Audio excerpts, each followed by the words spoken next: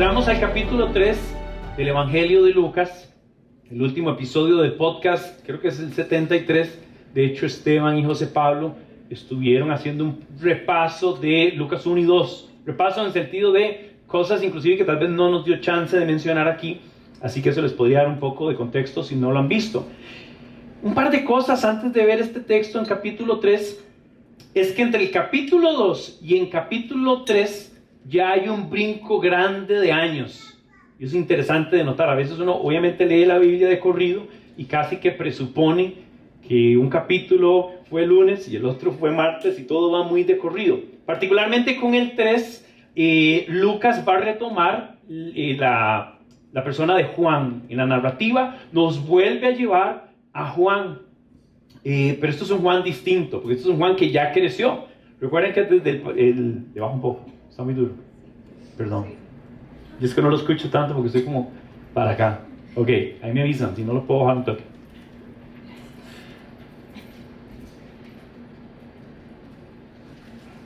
Ok, vamos a. Entonces, en este capítulo 3 vemos a un Juan, pero que ya creció, ¿verdad? Capítulo 1 vimos el anuncio del nacimiento de Juan, el anuncio del nacimiento de Jesús, y va esta dualidad donde nos presentan estos dos personajes. Obviamente estos dos personajes son importantísimos y tienen un rol, sobre todo Juan, un rol que está en función del otro. Entonces en capítulo 3 volvemos a ver a Juan, pero este Juan tiene ya aproximadamente 30 años, quizás. Entonces, volviendo al tema, aquí nos está mostrando en la narración un Juan que ya creció y nos va a contar qué está haciendo Juan y con quiénes lo está haciendo y qué mensaje tiene, y ahí es donde vamos a ir poco a poco. Así que voy a pedirle que tome sus notas y vamos a ir sección por sección, y si usted tiene las notas también que puede ir siguiendo en la aplicación de la Biblia, va a ser muy útil también. Entonces voy con esta primera sección. En el año 15 del reinado de Tiberio César, Poncio Pilato gobernaba la provincia de Judea. Herodes era tetrarca de Galilea, su hermano Felipe en Iturea y Traconite, y Lisanias en Abilene. El sumo sacerdote, o el sumo sacerdocio, lo ejercía Anás y Caifás. En aquel entonces la palabra de Dios llegó a Juan, hijo de Zacarías, en el desierto. Y Juan recorría toda la región del Jordán, predicando el bautismo de arrepentimiento para el perdón de pecados. Y vamos a detenernos ahí y vamos a observar esa primera parte a la introducción del primer capítulo. Voy a marcar aquí porque comienza dándonos el nombre de un montón de personas, ¿verdad? Entonces voy a marcarlos aquí. Nos habla de un Tiberio César, Poncio Pilato, gobernadores. Nos habla también de Herodes y nos habla de su hermano Felipe, ¿verdad? Nos habla de Lisanias, que era gobernador de Abilene. Estos 4 gobernadores es interesante porque esta es una de las características de la lectura del registro de Lucas. Lucas nos da algunos detalles. Y si no sé si recuerdan, cuando estudiamos el capítulo 2, hizo la misma introducción, pero yo creo que aquí está la diferencia. En el capítulo 2, aunque algunos de esos nombres estaban presentes, habían unos que no. ¿Alguien se recuerda quién era el César en el tiempo en que Jesús nace y que manda hacer el edicto del censo? Augusto. Entonces algo interesante de notar, aunque puede ser chiquitito, es que ya aquí el César no es Augusto, sino que es Tiberio. Es el que va a seguir con el reinado romano. Ya este detalle para nosotros puede ser difícil de dimensionar la importancia, pero aquí estamos hablando que ese es el rol más importante, la persona más venerada, más respetada y la autoridad más grande en el imperio romano. Entonces el dato de Lucas es interesante, porque uno podría casi que presuponer que era el mismo emperador, pero aquí estamos hablando de un cambio de Augusto César a Tiberio César. Un dato interesante de Tiberio, si usted ve el mapa de Israel, sobre todo en el norte en Galilea, alrededor de Galilea hay un lugar que se llama Tiberias, y Tiberias fue nombrado Tiberias en honor al gobernador Tiberio César. Esa era una de esas formas de hacer lobby en aquel tiempo, de que un gobernador de una región que estaba a cargo le iba a poner el nombre del gran César para entonces ganar favores con el que era la autoridad más grande. Entonces ahí inclusive hay un texto donde dice que Jesús estaba en el lago de Tiberias. Y esa expresión lago de Tiberias viene asociado con que estaba en el lado del lugar que habían designado Tiberias, y está conectado todo con este gran personaje. Él nos menciona varios, ¿verdad? Uno, digamos que en orden de relevancia es este Tiberio César, pero nos menciona a Poncio Pilato, gobernador de Judea. Y aquí cuando habla del resto de las personas son gobernadores de diferentes regiones, o sea, gobernadores a otra escala, no menos importantes. Uno, por ejemplo, es este, Poncio Pilatos. ¿Alguien recuerda dónde está más Poncio Pilatos en este relato de la vida de Jesús y los evangelios? Está al final. Poncio Pilatos, aquel famoso que se lava las manos. Es muy interesante porque ya nos habla de un personaje que al final del relato de la vida de Jesús va a estar presente, y va a estar presente no solo como un testigo, sino como alguien que participa activamente. Interesantemente, Poncio Pilato no tiene interés, no ve, dice que no había una razón para crucificar a Jesús, no obstante cede a la presión, lo cual es algo característico de los gobernadores, no solo de este tiempo, sino del nuestro. El otro nombre importante que aparece ahí es Herodes, gobernador de Galilea. Entonces, Judea es al sur, Galilea es al norte. Entonces, vean tal vez la importancia tal vez de ubicar que son gobernadores en una región grande de diferentes provincias, por decirlo así, todas pertenecientes al Imperio Romano. Y en el caso de Herodes también tenemos un cambio interesante. ¿Es este el Herodes que mandó a matar a los niños menores de 3 años en Judea? No. Este es Herodes, hijo de Herodes el Grande. Y de hecho, para cuando este Herodes, tetrarca, llega a Galilea, ya había pasado su hermano Arquelao, el cual creen que era el más tirano de todos, y había pasado su padre, el gran Herodes, el Grande, que era el que había construido múltiples fortalezas alrededor de todo Israel. Menciona a este Herodes, que es otro distinto, y que también va a estar en el relato de cuando Jesús es cuestionado por las autoridades romanas. De hecho, el texto literalmente dice que Poncio Pilato y Herodes no se llevaban, pero el día que estaban cuestionando y juzgando a Jesús, se hicieron amigos. O sea, como el dicho de que Dios los hace, yo creo que aquí Dios los junta también. Entonces, esos son dos gobernadores, y después menciona a Felipe. Felipe es hermano de Herodes. ¿Qué familia de poder? Felipe y Herodes tienen una historia interesante, porque Herodes llegó a casarse con la esposa de Felipe.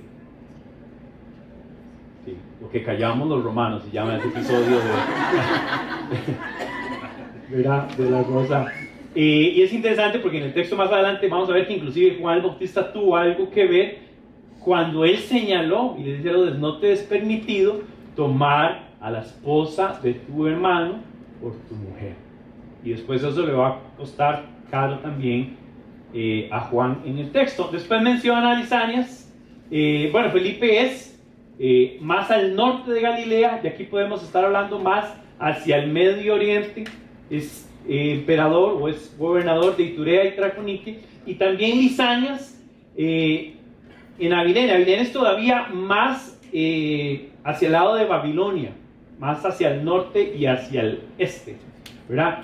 Entonces, interesante. Lucas lo que nos está diciendo es un marco, contexto de política, contexto inclusive asociado con la región, lo cual va a ser muy importante.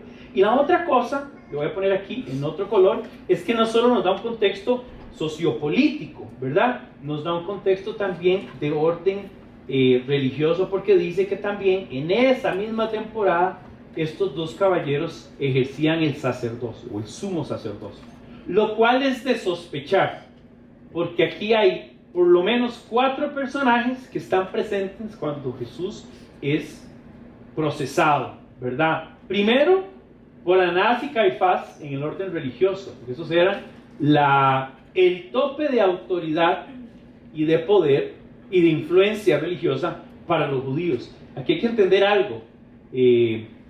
Anás había sido sumo sacerdote, y según los registros, él había puesto varios de sus hijos como sumo sacerdote, y finalmente Caifás es sumo sacerdote, también mandado por Anás, pero Caifás o Anás es el suegro de Caifás. Ven como que está arreglado, ¿verdad? Los hijos, y después puso al yerno. No sé cómo iba esa relación ahí, pero no lo aconsejo, ¿verdad?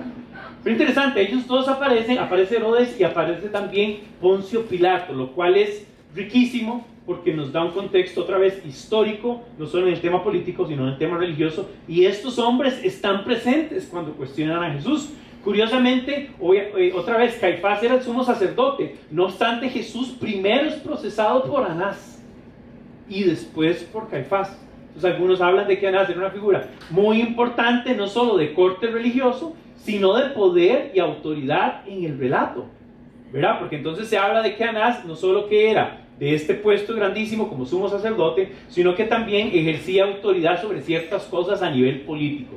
Alguien describe a este grupo de sacerdocios como ya la aristocracia de los judíos, que ya sabemos que además estaba bien enmarañada con el vínculo romano. O sea, un ejemplo de esto era el impuesto que se cobraba en el templo.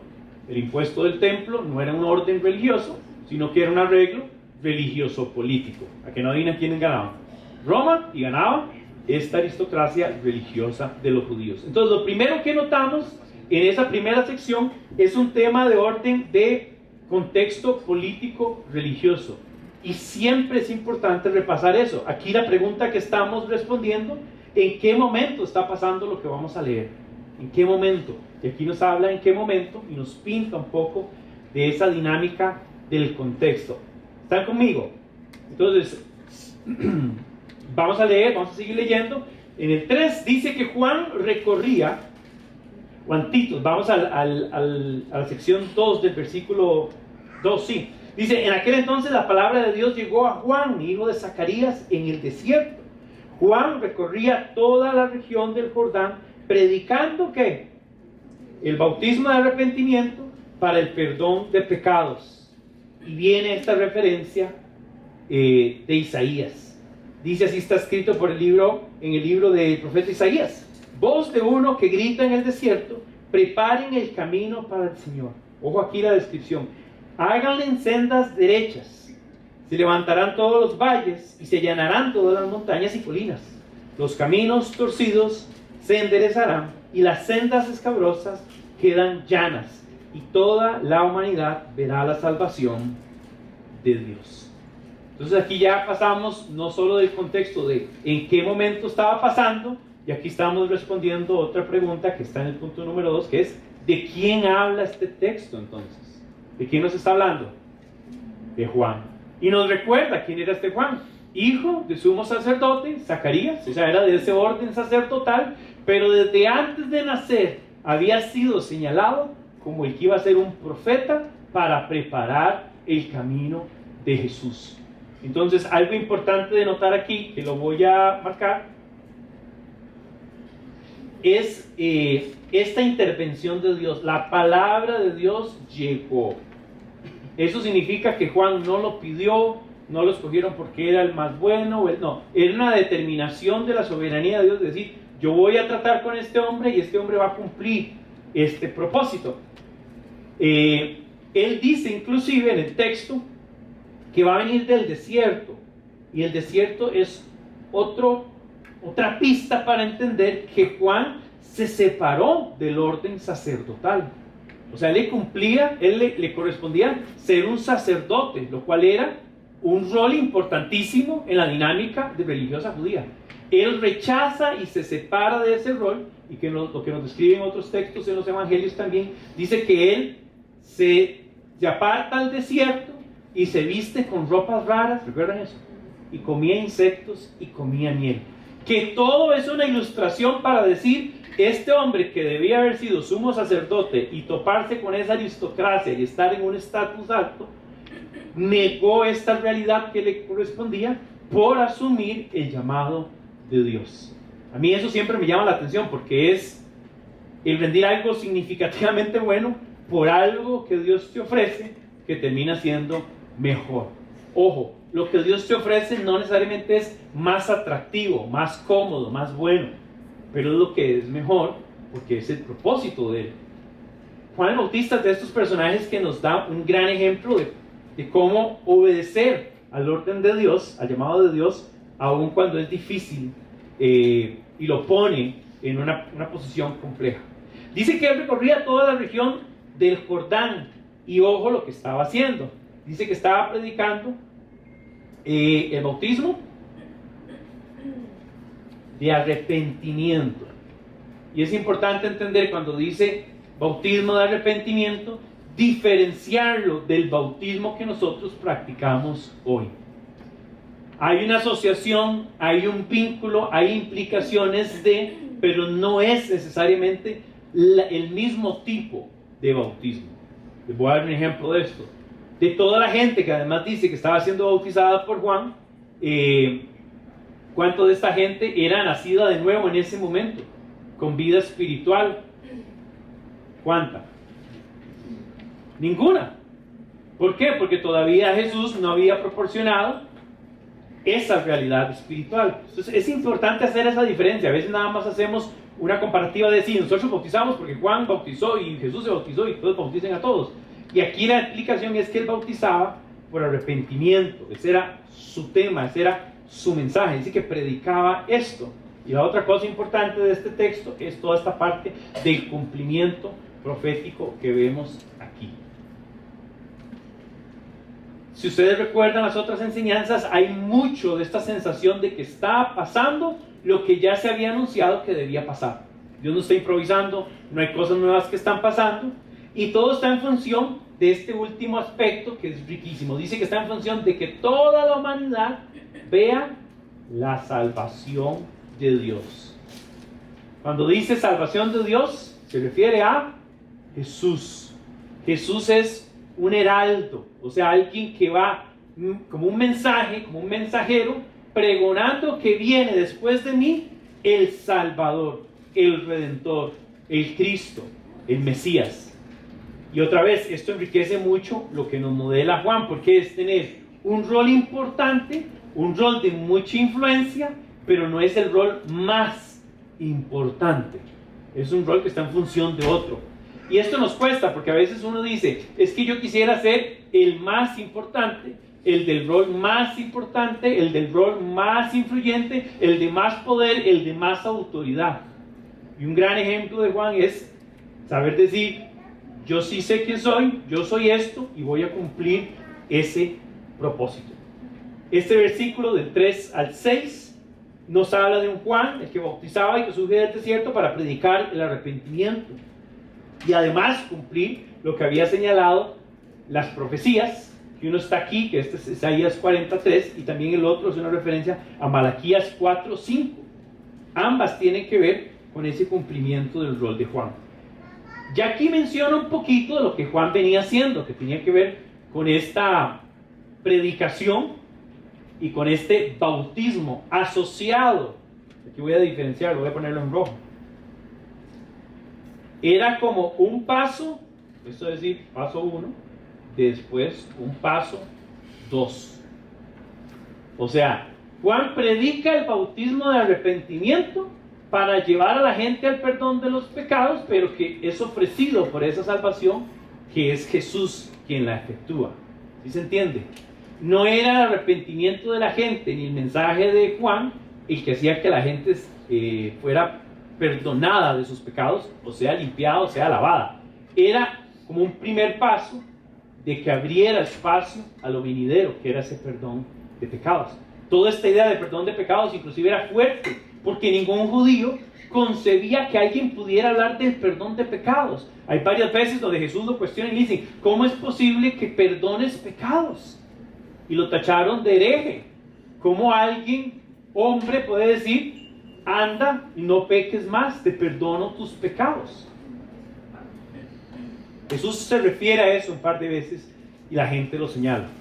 Entonces aquí con mucha más razón, Juan el Bautista no es el que está perdonando pecados, pero es el que anticipa, el que anuncia. El texto nos revela un poquito más de detalle, así que veámoslo con la siguiente pregunta. La primera es, ¿en qué momento pasó esto? Y hablamos del contexto. La segunda es, ¿de quién habla el pasaje? Claramente habla del personaje principal en el pasaje, a Juan, pero ahora vamos a hablar de qué hizo Juan. Si este es el personaje, ¿qué hizo? Y la segunda pregunta, muy importante, ¿cómo respondió a la gente a lo que Juan estaba realizando? Y nos vamos a enfocar entonces en este pasaje del 7, de 7 al 14. Le leemos. Y ve qué interesante cómo comienza. Además dice, muchos acudían a Juan para que los bautizara. Quiere decir que Juan tuvo influencia, tuvo auge. O sea, la gente respondió. Y vean lo que decía. Camada de víboras, dijo. ¿Quién les advirtió que huyeran del castigo que se acerca? Produzcan frutos que demuestren arrepentimiento. La segunda vez que aparece esa palabra. Y no se pongan a decir, tenemos a Abraham por padre. Porque les digo que aún de estas piedras Dios es capaz de darles hijos a Abraham. Es más, el hacha ya está puesta a la raíz de los árboles, y todo árbol que no produzca fruto será cortado y arrojado al fuego. O sea, de entrada a esa sección se pone muy intensa. Varias cosas que quiero marcar aquí es que la respuesta de la gente fue en multitudes. O sea, la gente escuchó el mensaje y resonó con ellos, lo cual es un poco paradójico porque el tono al que él se está refiriendo es fuerte. Camada de víboras. ¿Quién les dijo que podían huir o que podrán huir de este castigo? Más adelante vuelve a decir que el hacha está puesta. En el 9, el hacha está puesta a la raíz, que esa es una imagen de que es un juicio inminente. Es algo que está por suceder. Tiene que haber un cambio. Y el cambio radica otra vez en esta palabra que es clave de arrepentimiento. Inclusive dice, ese arrepentimiento se tiene que evidenciar. Se tiene que evidenciar. Varias cosas para mencionar aquí que son importantes tal vez de entender toda la dinámica del texto. Lo que Juan está hablando es innovador. Creo que en parte eso hace que responda bien la gente. En el contexto judío, el pecado o el error es impureza. Y la impureza no te permite participar del rito, ni de las fiestas, ni de ninguna de las celebraciones de corte ritual. Entonces lo que proporcionaba la ley era una forma de que pudiera ser declarado justo para poder participar. Entonces lo interesante de la ley es que la ley señalaba la falta y señalaba también lo que tenías que hacer para cubrir la falta. Entonces la ley hace esto muy bien y digamos que lo lógico que sucediera es que la gente entonces tuviera conciencia de su error y que hubiese un arrepentimiento. Pero como cualquier otro sistema religioso, con cualquier otro formato religioso, la gente comenzó nada más a hacer este rito transaccional, pero no había un pesar ni una conciencia de su error. O sea, no había arrepentimiento. ¿Sí se entiende lo que estoy diciendo? Entonces la ley decía, esto está malo. Si haces esto, cumple con esto. Entonces la gente nada más vivía de, ay, qué torta con esto, voy a hacer aquello. Pero volvía aquí. Entonces lo que creaba era nada más una dinámica cíclica donde sé que soy impuro, pero sé que hago A, B, C y D y ya participo. Entonces la gente perdió una conciencia de qué realmente debía pasar en mí al entender mi incapacidad con el tema del pecado y la impureza. Entonces cuando Juan enfatiza en arrepentimiento y en perdón de pecados es innovador, porque la ley no estaba proporcionando eso. No porque la ley fuera mala, sino porque la gente nada más lo agarró como algo repetitivo que creía y hacía, ¿verdad? En el orden religioso, eso era lo que pasaba. De hecho, las aseveraciones que hace Juan habla de que había hipocresía y había religiosidad. Le voy a marcar dónde. Él dice, bueno, primero, camada de víboras. Así, buenos días. ¿Quién les advirtió? que huyeran del castigo que se acerca. ¿En qué sentido ellos podían huir? Si usted ve otros textos de la Biblia, se va a dar cuenta que los fariseos se autojustificaban y creían que por sus rituales no eran ellos los que necesitaban redención, eran los otros, lo cual nos hace pensar que ellos podrían huir del escrutinio y del juicio de Dios. Él dice, ¿quién? Entonces dice, produzcan frutos de arrepentimiento, y hace una frase que es clave para entender. Dice, y no se pongan a decir que tenemos a Abraham por padre. Y esta es una pista clara de que Juan está hablando de esta expresión de camada de víboras. Es referencia del grupo de fariseos y saduceos y herodianos y todos los religiosos del momento.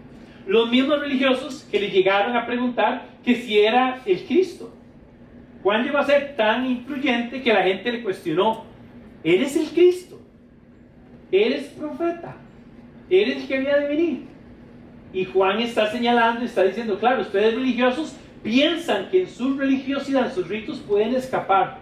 Y claro, porque ustedes creen que son hijos de Abraham, entonces lo tengo resuelto. Y la frase que sigue es sumamente chocante, porque entonces Juan está diciendo, no, Dios tiene la capacidad aún de las piedras darle hijos a Abraham. Y esta es una fuerte manera de decir, lo que ustedes creen que les justifica, no les justifica. No es ni la religión judía, ni su credo, ni sus prácticas, ni sus tradiciones, ni sus ritos, las que los puede librar de este castigo inminente. Tiene que haber algo más.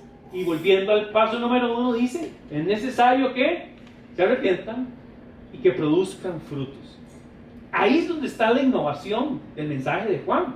Los judíos están dándole valor, y no solo eso. Cuando un judío era bautizado por Juan, parte del simbolismo de ser bautizado era que la gente decía, soy bautizado porque doy credibilidad a su mensaje. O sea, como creo en su mensaje, soy bautizado.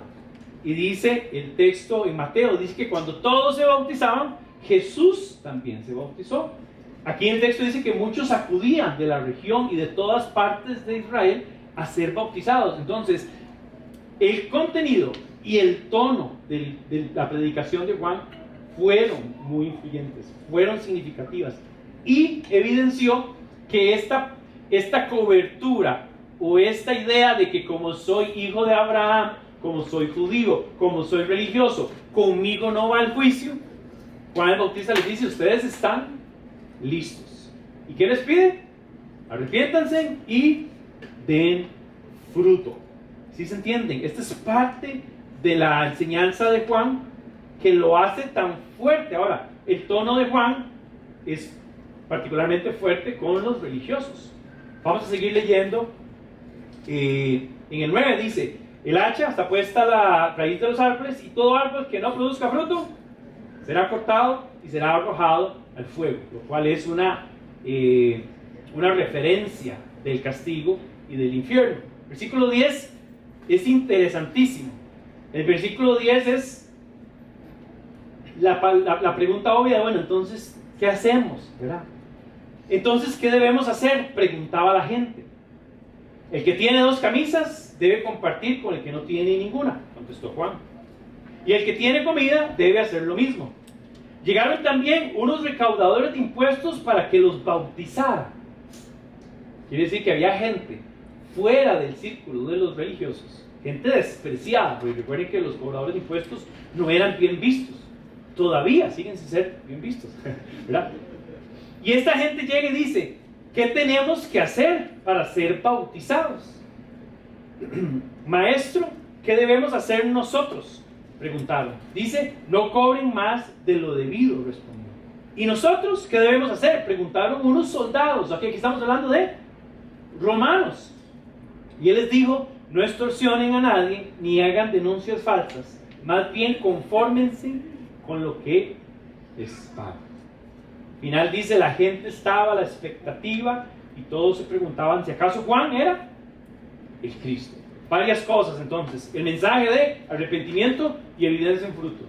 Después un señalamiento y un juicio de tu religión, tu rito, tu raza no puede liberarte del ser juzgado, no puede liberarte de tu condición. Y la otra cosa es una intervención, yo veo que aquí como hasta de estilo práctico, es cómo se ve eso ahora, qué es arrepentirse, y veo la influencia con los religiosos, los judíos en general, con los recaudadores de impuestos y con los romanos, que es riquísimo. Después vamos a ver a Jesús en su ministerio también hablando a estas personas, a todos, lo cual habla de un carácter universal del concepto del arrepentimiento. No solo para judíos, pero para gentiles, no solo para ellos en ese tiempo, pero nosotros también, el mensaje universal del arrepentimiento. Es tan universal que una vez que Juan cae en la cárcel, porque Herodes lo lleva a la cárcel, Jesús toma parte del mensaje y Jesús también habla de arrepentimiento.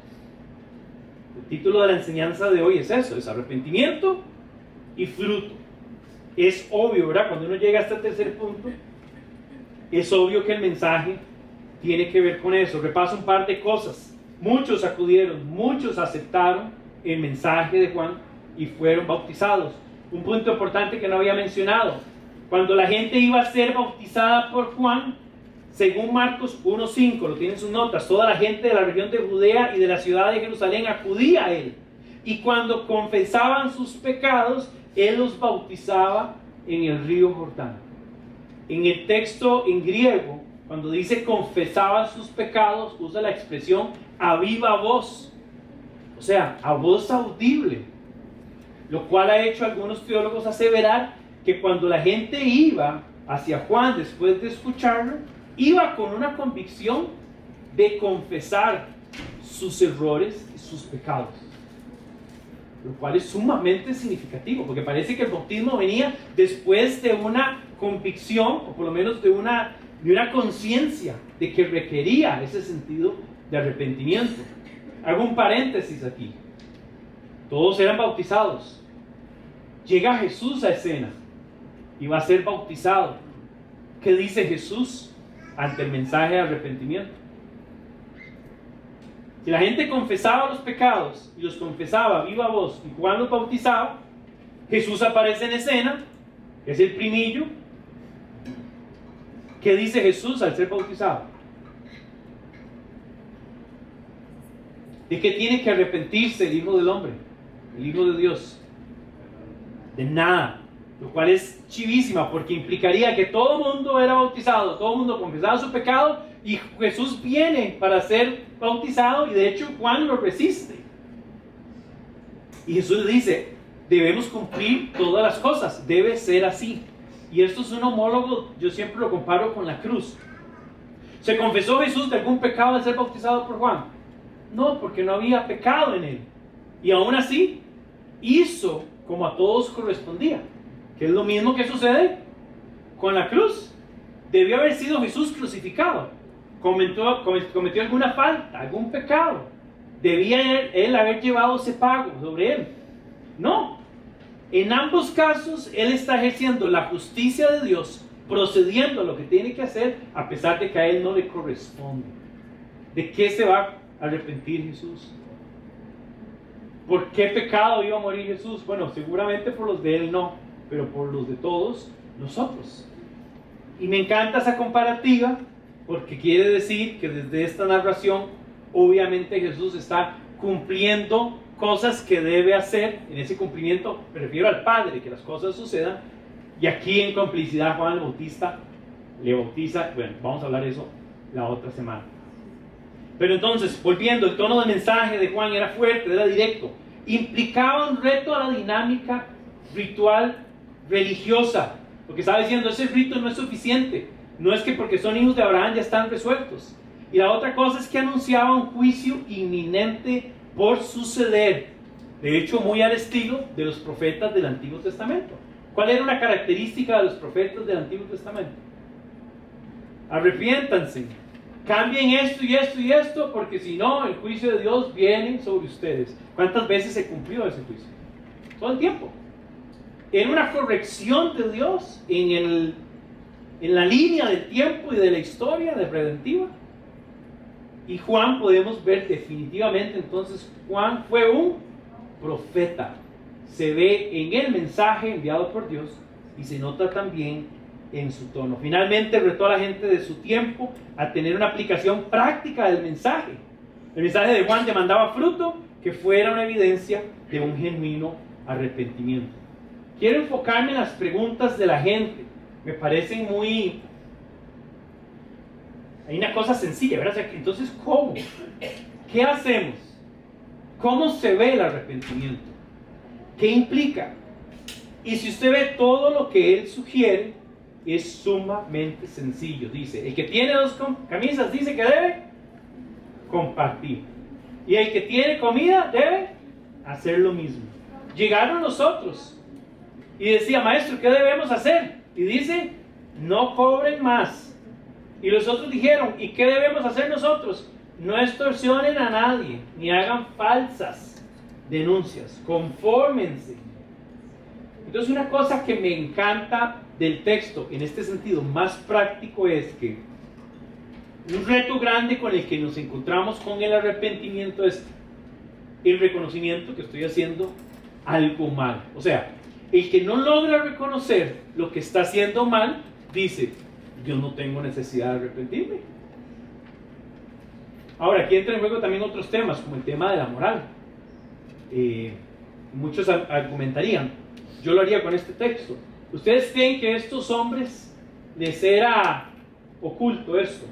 Ellos decían, nosotros no cobramos de más, nosotros no extorsionamos, nosotros sí estamos compartiendo.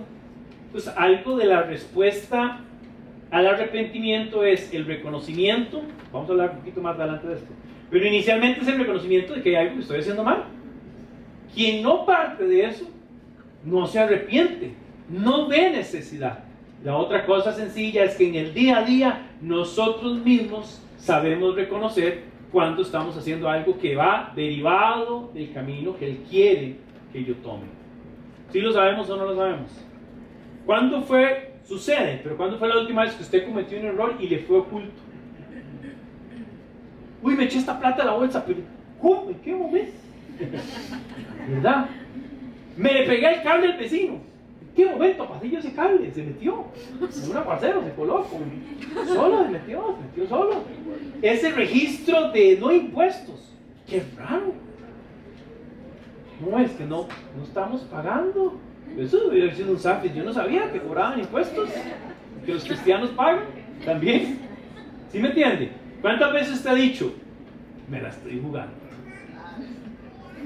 Y la respuesta al arrepentimiento en parte es, usted sabe lo que debe hacer, entonces, hágalo. Entonces el arrepentimiento no es un ejercicio ritual, te lleva a una conciencia y a una decisión interna. ¿Cómo estamos hasta ahí? Ok, un último punto para repasar de estas preguntas que estamos haciendo. Ya respondimos en qué momento estaba, ¿de acuerdo? Respondimos de cuál es el personaje del que se está hablando. Respondimos cuál era el mensaje y la respuesta del mensaje con respecto a ese personaje. Y por último, vamos a hablar de que este es un mensaje en función del Evangelio, o sea, un mensaje de Cristo. Y la pregunta que respondemos aquí es ¿cuál fue la contribución entonces que hizo Juan? ¿Cuál es la contribución más grande de Juan en este texto? Y aquí quiero enfocarme en esos últimos versículos del 15 en adelante, si lo quiero leer conmigo. Dice el 15, la gente estaba a la expectativa, ojo con esa palabra, y todos se preguntaban si acaso Juan sería el Cristo. Dice, yo los bautizo a ustedes con agua, respondió Juan a todos, pero está por llegar uno más poderoso que yo, a quien ni siquiera merezco desatarle la correa de las sandalias. Él los bautizará, y dice, con el Espíritu Santo y fuego. Tiene el aventador en la mano para limpiar su era y recoger el trigo en su granero, y la paja en cambio la quema con fuego que nunca se apagará. y con muchas otras palabras exhortaba a Juan a la gente y les anunciaba las buenas noticias. En el 19 nos da un poquito de pistas de lo que va a pasar más adelante. Cuando fue sorprendido por el tetrarca Herodes por el asunto de su cuñada Herodías. Ya les comenté el chisme, ¿verdad? Esto es un chisme bíblico, no me...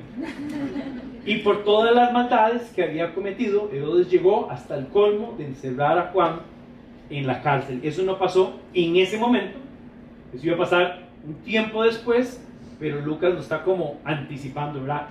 El mensaje de Juan le tomó o lo llevó hasta poner su vida en un entredicho político, claramente. Entonces, número uno que podemos responder es que se generó una expectativa en el pueblo con respecto al Mesías, al Cristo. Los religiosos le preguntaban que si él era el Cristo. Ahí en las notas está una referencia de Juan 19 y 20. Dice, este es el testimonio de Juan, el que bautizaba. Cuando los judíos de Jerusalén enviaron a sacerdotes y levitas a preguntarle quién era él, no se negó a declararlo, sino que confesó con franqueza, yo no soy el Cristo. Después le preguntaron, entonces ¿eres el profeta? No, no lo soy. ¿Eres el enviado? No, no lo soy. ¿Eres Elías? No, no lo soy. Juan afirmó que Jesús era el Mesías, el Cordero de Dios, el que quita el pecado del mundo. Esto está también en capítulo 1 de Juan. Juan señaló a Jesús como uno mayor y que es más poderoso, el que iba a bautizar con el Espíritu Santo y fuego, que ambos son un simbolismo de la vida espiritual, de la purificación y la transformación en la vida del creyente que ahora nosotros sí podemos experimentar porque ya pasamos por esa realidad.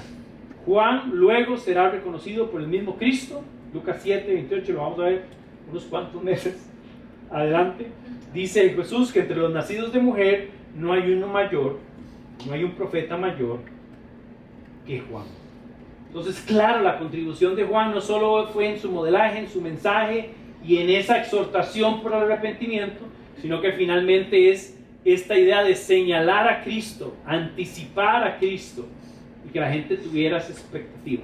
Entonces quería mostrar aquí un tema interesante que el texto nos lo dice, que es un tema antiguo testamentario. Estaban a las expectativas de que si Juan sería el Cristo. Y aquí quiero contar algo rápido. Las profecías desde Moisés, imagínense, desde antes de llegar a la tierra prometida, señalaban un hombre, una figura con poder, con autoridad, que iba a ser libertador, que iba a poner un nuevo imperio, un nuevo reino, que iba a restituir todas las cosas. Entonces, claro, usted escucha eso y usted está a la expectativa. Pasaron 100 años y vinieron otras profecías. Y este hombre va a decir esto, y va a hacer aquello, y va a venir de esta familia, y este va a ser su mensaje, y creaba más expectativa y más expectativa. Cuando Dios habla a través de los profetas, lo que está diciendo es, en su realidad de pecado, esto es lo que va a pasar, pero va a venir esto. Y creaba lo que se conoce en el Antiguo Testamento como expectativa mesiánica. La expectativa mesiánica es que todas las profecías generaban en las personas, ¿para cuándo? ¿Verdad? Es como cuando yo voy a pasear con los chiquillos y ellos desde la primera cuadra, me quedan 5 horas de viaje y ellos están, papi ya. Y no llegaban en chino ahí a la esquina. ¿Verdad? ¿Para cuándo? ¿Para cuándo? Entonces, esta sensación de para cuándo se iban a dar estas cosas generó una constante expectativa mesiánica. Ahora, si usted repasa la historia de los judíos, es un vaivén de cosas, un sub y baja, momentos altos y momentos bajos. Y en medio de lo alto y de lo bajo, esa expectativa dejaba de ser relevante, al punto en que el pueblo de Israel sufrió esclavitud. Su lenguaje fue borrado, sus escrituras, sus cosas terminaron en el exilio. Generaciones enteras ni sabían ya reconocer el texto en hebreo. ¿Y qué pasó con la expectativa mesiánica? Cayó. Hay una temporada grandísima en la que en algún momento me referí a este periodo de silencio. 400 años después de una historia larguísima en la que ya no hubo más profecía, ni ya viene, ni ya casi, ni nada. 400 años donde parece que todavía con más sensación se cayó esa expectativa mesiánica. Y aquí es donde viene algo lindo. Este pasaje nos dice que que el pueblo de Israel, por el mensaje de Juan, por el modelaje de Juan, volvió a resurgir esa necesidad y esa expectativa del Cristo. Tanto que la gente comenzó a preguntar otra vez, ¿verdad? Hay otros textos, en Hechos hay un par de textos, me parece, que donde decía que habían hasta falsos cristos. Claro, había una expectativa mesiánica, había varios bandidillos que se levantaron diciendo ser el Mesías, el Hijo de Dios. Entonces, esto es algo que me encanta porque es literal el trabajo de alguien que viene a anunciar, generando expectativa y diciéndole a la gente, prepárense. Y ese prepárense tenía que ver con arrepentimiento, ¿verdad? Una de las figuras que me encanta, tal vez para ilustrar el rol de Juan, es el de este heraldo, que en el tiempo de los reinados, cuando un rey anticipaba a visitar otra reunión, otro imperio, otro pueblo, mandaba un mensajero, y el mensajero iba ahí en su caballo, y el mensajero llevaba una trompeta y hacía la presentación de pam pam pam pam pararán pam pam, sé que no sé si era esa parte, pero bueno, hacía la presentación y llegaba al otro reino y decía, el rey del norte viene en un mes.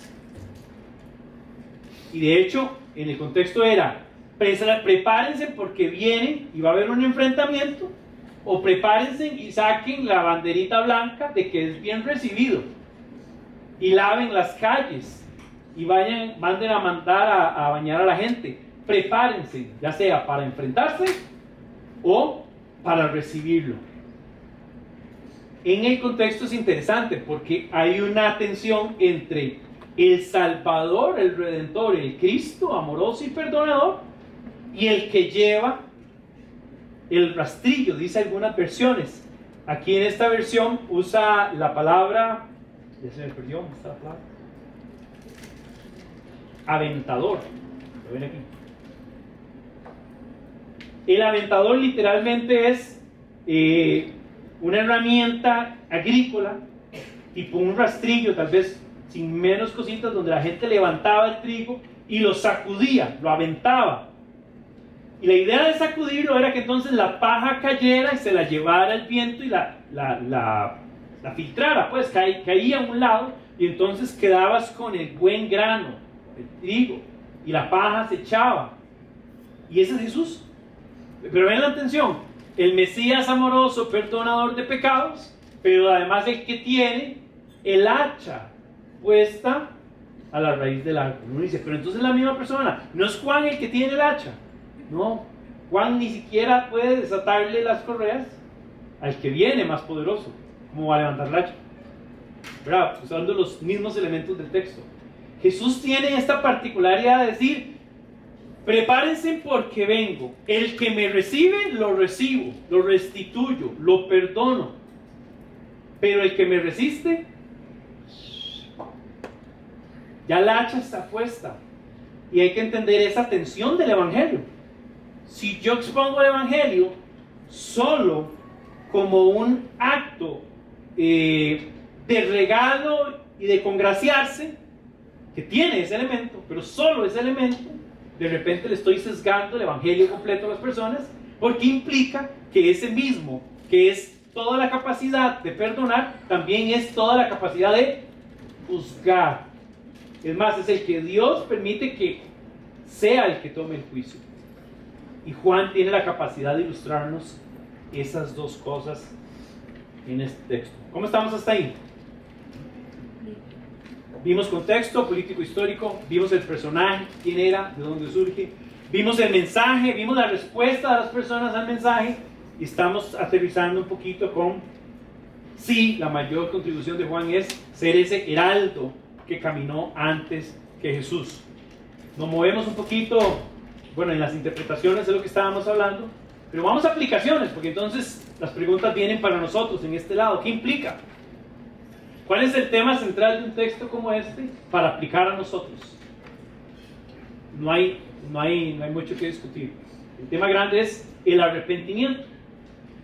La palabra arrepentimiento que menciona aquí un par de veces en el texto es la palabra en griego metanoia.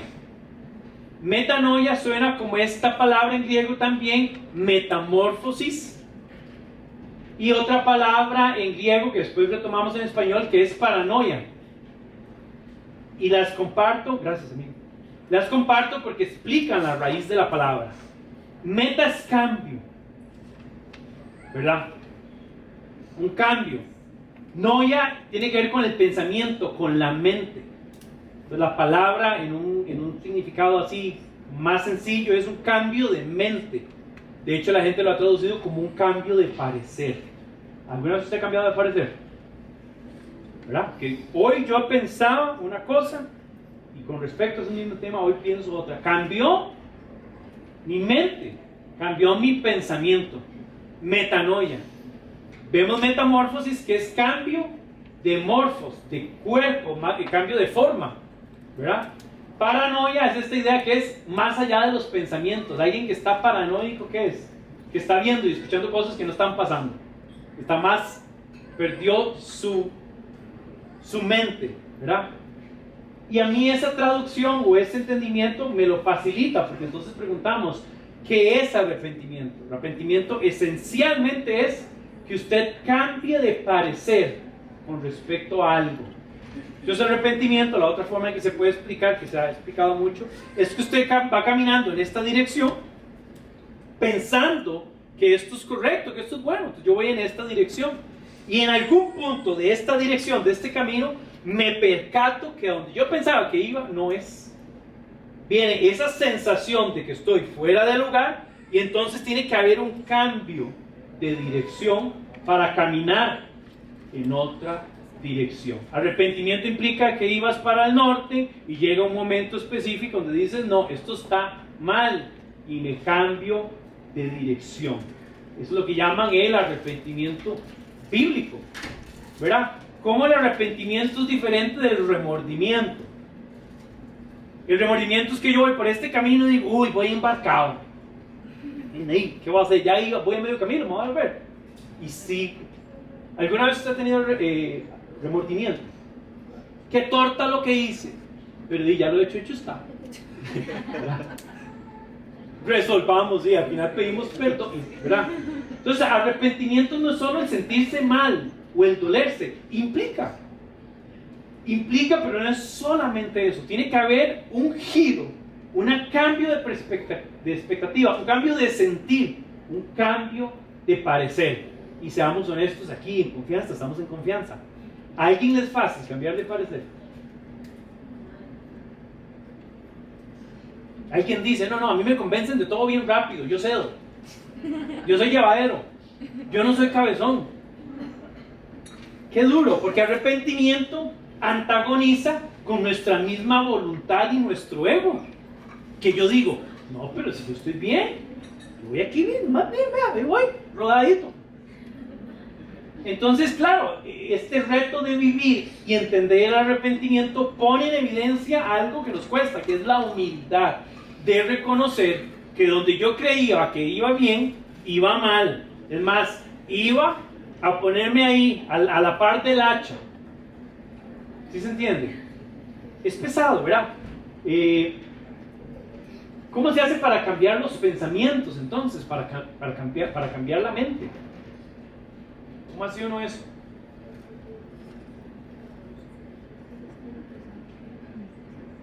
A mí me encanta porque el pasaje hace algo muy interesante. Dice, arrepiéntanse y den fruto, ¿verdad? Después habla de Jesús y dice, Él va a venir y los va a bautizar con el Espíritu Santo. Quiero también referirme muy rápido a esto.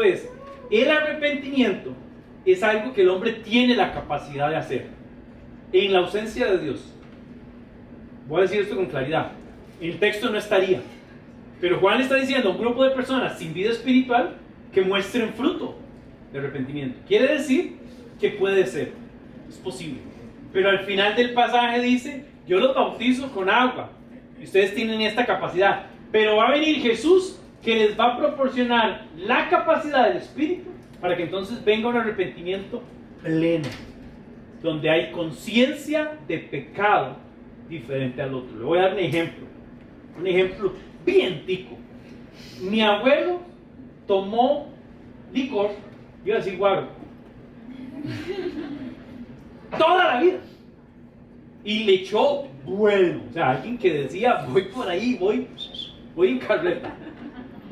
Entonces mi abuelo, lastimosamente, era parrandero y era de echarle, pero en serio, de esa gente que se monta y que se pierde un mes. ¿Alguien tuvo algún?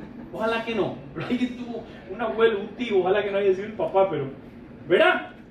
Eso es lastimosamente hasta muy de nuestra cultura. Pero mi abuelo, yo recuerdo de pequeño verlo.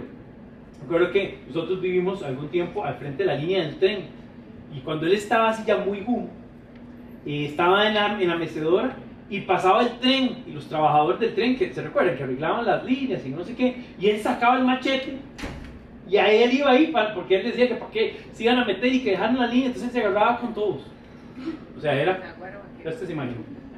Pero vieras que mi abuelo bebió toda su vida y cuando cumplió 40 años, esto es así, cumplió 40 años y yo no sé cómo ni cómo, hay que preguntarle a mami. 40 años, paró en seco y dejó el licor y dejó el cigarro en seco, así, ¡pum!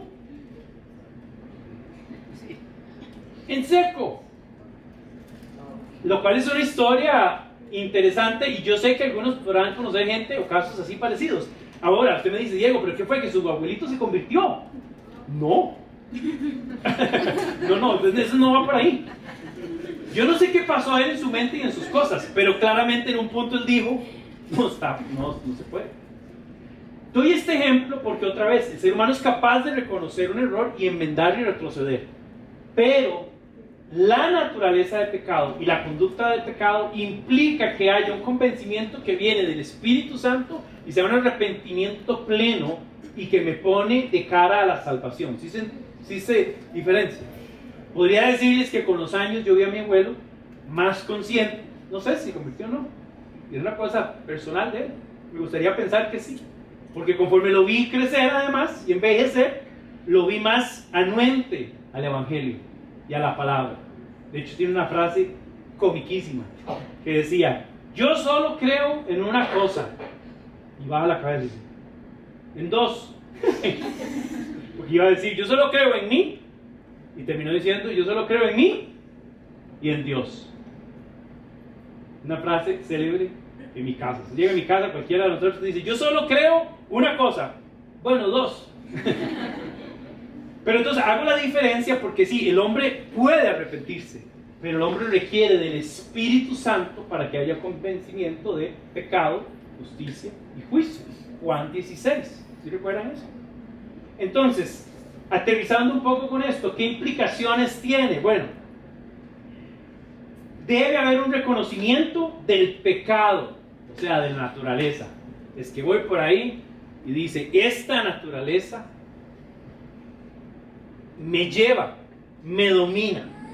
Número 2, tiene que haber también una incapacidad y un dolor de reconocer la realidad y decir, no solo que esta naturaleza me lleva para allá, sino que me está destruyendo, o sea, estoy mal.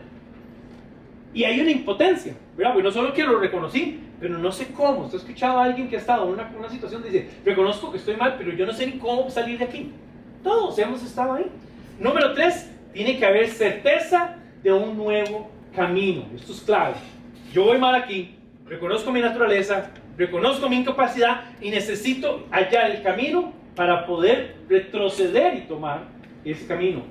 Y número 4, tiene que haber un cambio de actitud, un cambio de dirección, un cambio de mente. Pablo decía, no os conforméis a este siglo, sino que sean transformados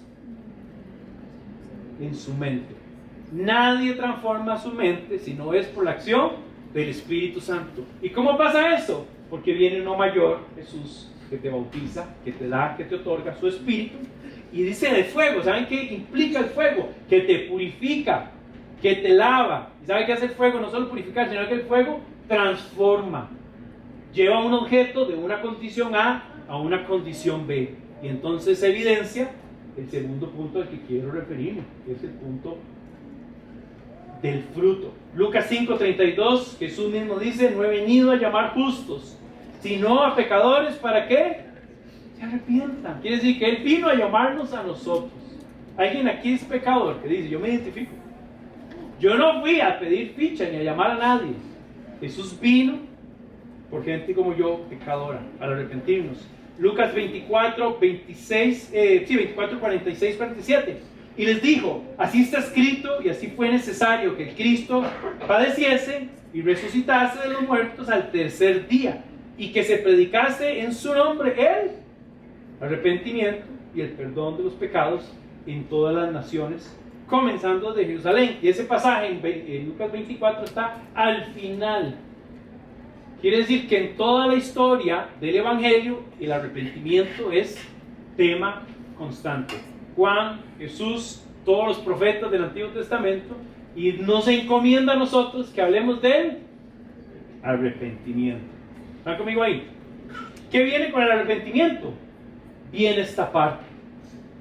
Frutos de arrepentimiento. Pregunta: ¿dónde está en mi vida esas evidencias de arrepentimiento?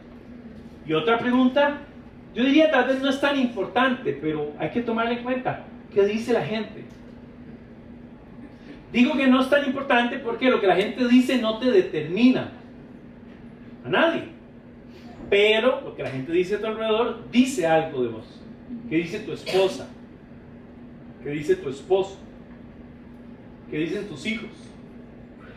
El vecino, ¿qué dice? ¿Qué dice tu jefe en el trabajo? ¿Qué dicen tus compañeros de universidad? Evidencian el fruto de una vida que camina al arrepentimiento. O hay gente que dice: a mí ese cristiano me pone a dudar. Raro eso. Yo creo que ese cristiano piensa que porque es hijo de Abraham y se congrega y va tantas horas a un lugar, puede liberarse del juicio. ¿Ven que es lo mismo?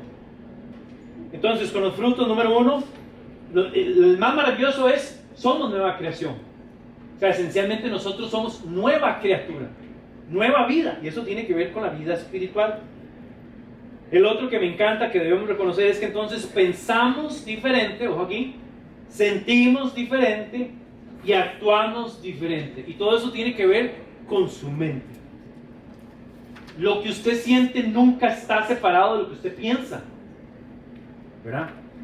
De hecho, uno es fruto del otro, uno es una consecución de cosas. Pienso algo, siento algo y actúo. Muchas veces he dicho esto, y es un tema que por lo menos para mí fue significativo: entender que si yo someto mi mente, me someto a ser transformado por el Espíritu Santo, mis pensamientos inciden en cómo me siento, y cómo me siento incide en cómo actúo, cómo vivo, cómo trato a los demás. Entonces, ese cambiar de parecer para los creyentes no es opcional. No puedes postergarlo. Ay, mañana cambio, ahora en junio al final. Hoy estamos primero, no, es de hoy, es de ahora. ¿Qué estás pensando hoy? ¿Qué estás sintiendo hoy? ¿Y cómo se manifiesta? ¿Cómo actúo? Ese es el fruto. Los frutos dan gloria a Dios y dan testimonio a otros. Y hay un gozo en tu vida, y además hay un gozo en las personas que te rodean, de disfrutar de tus frutos. O sea, la primera persona que disfruta de esas evidencias sos vos. Me siento diferente, camino diferente, no tengo miedo, no tengo temor, no tengo limitaciones. Estoy fortalecido, edificado, plantado en Cristo, nueva criatura. El Espíritu Santo me guía, me transforma. ¡Uh! Es ganar, ganar. Ya no voy a ir en la ruina. Pero ahora también me doy cuenta que la gente que está a mi alrededor está más contenta conmigo, está agradecida conmigo. La gente que está a mi alrededor dice: qué dicha que viniste. Antes me decía: qué dicha que viniste. Son las dinámicas familiares, ¿no? Arrepentimiento y frutos. ¿Cómo vivir? ¿Qué nos modela Juan en esto y todo este tema? ¿Dónde debo creer o imitar cosas aquí? Y aquí quería hacer un par de aplicaciones muy prácticas, muy al estilo de Juan. El que tiene 2 camisas, comparta una. Esta a mí me la compartieron, por cierto, ¿eh? Alguien la compartió conmigo, me la regaló. Las cosas prácticas son a veces las que suelen ser quizás hasta las más complejas. Entonces quiero hablar aquí primero a vivir en obediencia, como Juan lo modela, a someternos al llamado, y tal vez como ser honestos en la respuesta al Evangelio. Eso es número uno. Y obviamente el número dos, el tema del arrepentimiento. O sea, hay cosas en tu vida hoy de las que necesitas ser más franco y confesar y decir, en esta área estoy mal. Ahora, no se extrañe, eso es de todos. Nadie aquí es un producto final, somos un producto en proceso. En el proceso de ser transformados a la imagen de Cristo. Ahora, si yo no reconozco que hay áreas en mi vida, ¿y dónde estoy levitando? ¿Verdad? Entonces, número uno aquí, esa voluntad de obediencia, de sometimiento. Y número dos, un arrepentimiento que implica una lectura constante de, como decía David, examina mi corazón, examina mi mente, examina mis emociones, mis sentimientos, transforma en cómo actúo, cómo hago. Compartir. ¿Quién en mi entorno necesita saber esto? ¿Cómo puedo compartir esto en familia? Ahí es donde tenemos que compartirlo más. ¿Saben? Las discusiones entre esposo y esposa, hablando esposos y esposas. Aquí es donde se pellizcan, así en esta sección, ¿verdad?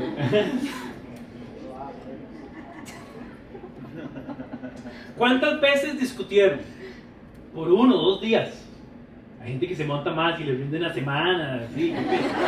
Qué pereza, ¿verdad? O dice, no, ya. Cansado. Porque hay uno de los dos, o los dos no cambian de parecer. Oiga, y es una tontería. ¿No les ha pasado? Ahorita. Ahorita, ya casi. No le metan envidia a los demás. Ellos tienen 3 años o 4 años. 2. Ahí está. 2 y medio. Ahí ya en el sexto mes ya ahí. No, pero de verdad yo lo veo así porque lo veo en mi matrimonio, en mi vida. O sea, bueno, y yo entramos en discusiones donde alguno de los dos no se debe reconocer, perdón, sí, estoy equivocado. ¿Cuántas habilidades cognitivas? ¿Cuántos PhD hay que tener para hacer esto? Perdón, lo pensé mal, lo dije mal. Me arrepiento. Y es interesante porque muchos textos dicen, he pecado contra ti, contra Dios. Mi actitud hace que peque contra mi esposa y contra mi Dios. Y la ruta fácil es tener conciencia, cambiar y decir, mira, sí estaba equivocado, tienes razón. Y esa tensión que existe, además, láncela a la dinámica con los hijos, ¿verdad? Ahora, les voy a ser honesto, aquí no hay muchos, hay algunos jóvenes. Pellizquenos a todos para que estén despiertos. Los jóvenes tienen exacerbada aquello que yo les decía de la voluntad y el ego. Entonces, si un adulto le cuesta reconocer que se equivoca, usted entre los 12 y los 18 jamás se ha equivocado. Todas las ha pegado. Lo sabe todo, responde bien, no responde mayormente. Vea, si hay algo que los hijos tienen que aprender, que les va a salvar, la gente dice, voy a hacer esto por mi papá. No.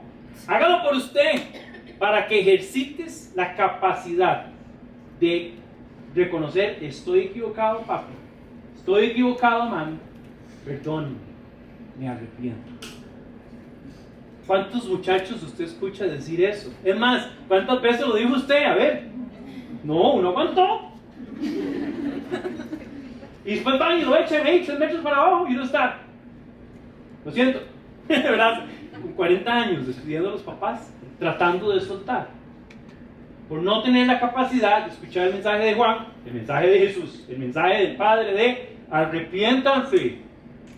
Es más, arrepiéntanse antes de que llegue el juicio. Y ahí se van todos, esposas y hijos y todos en su rebeldía, en su soberbia, en su pecado. El mensaje de hoy es el llamado al arrepentimiento, que todos, primero en mi relación con Dios, decir, yo necesito el Espíritu Santo que traiga este convencimiento. Y número 2, yo necesito que la gente a mi alrededor me ayude y yo tener la capacidad de decir, lo siento, me equivoqué. pero cambié de parecer. Y van a decir, ¡ay, qué milagro! Y ahí comienzan otra. No. Pero es esa idea, ¿sí se entiende? ¿Usted cree que usted necesita eso? Su pareja, su esposo, su esposa. ¿Usted cree que lo ocupa con sus hijos? Con el vecino.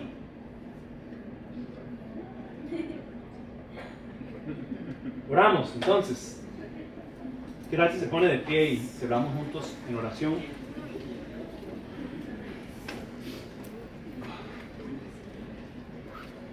Y solo para concentrarse, si quiere cerrar sus ojos, pero quiero motivarte a algo.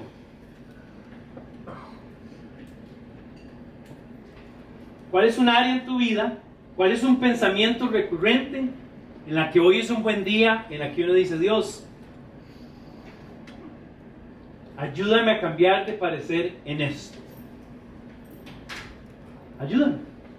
Que tu Espíritu Santo traiga convencimiento, porque reconozco que esto no está bien.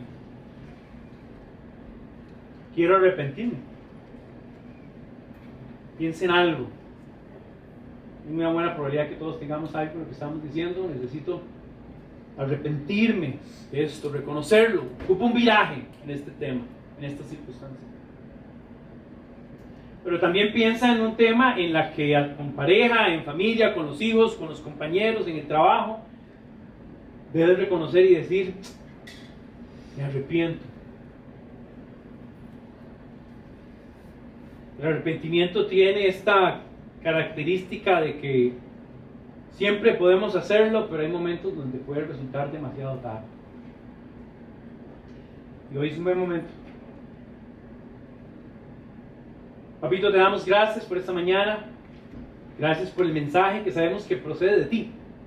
Lo articularon los profetas, lo dijo Juan, después lo dice Jesús, lo dicen los discípulos, lo dicen los apóstoles. Hoy no lo decimos y lo recordamos, pero son tus palabras. Son palabras que nos llaman a la reconciliación, a la sensatez, a la humildad, al reconocimiento de que no somos todo lo que pensamos que somos y que somos más bien más frágiles de lo que pensamos y que nos cuesta reconocer. Pero queremos rendirnos ante tu amor, tu gracia, tu voluntad, tu poder, tu sabiduría. Y el hecho de que tú estás en lo correcto, tus pensamientos son correctos, tus palabras son correctas, tus caminos son correctos, tus propósitos. Los míos no, los míos son erráticos, son egocéntricos, son impuros. Y queremos reconocerlo, como lo hemos hecho en otros momentos. Y reconocer que tu Espíritu Santo sigue trayendo esa convicción de que requerimos la ayuda, la intervención, la transformación en nuestros pensamientos, en nuestras emociones y en nuestras decisiones, en cómo actuamos. Padre, gracias que nos permites arrepentirnos. Gracias porque alguien en algún momento nos dijo, hay chance, arrepiéntete. Y en tu amor y en tu gracia nos aceptaste, nos limpiaste y nos diste este bautismo en el Espíritu Santo, que es tu presencia. Gracias por escuchar nuestro arrepentimiento. Gracias por favorecernos con misericordia y gracia. Y te suplicamos que podamos vivir con una conciencia de arrepentimiento, reconociendo que somos carentes y que solo nos puede auxiliar tu Espíritu Santo para caminar. Ayúdanos en familia a caminar en el arrepentimiento. Ser rápidos para arrepentirnos, ser rápidos para pedir perdón, ser rápidos para la reconciliación, para que entonces disfrutemos los frutos del arrepentimiento, de la sabiduría, de la sensatez, de la madurez, de tu Espíritu Santo, de otra conducta, de otro carácter, de otros pensamientos, porque mis hermanos lo necesitan, mi esposa lo necesita, mis vecinos, y podamos ser luz y podamos dar gloria del arrepentimiento y del fruto a que nos has llamado a vivir. En el nombre de Cristo Jesús, oramos, le damos gracias. Amén y amén.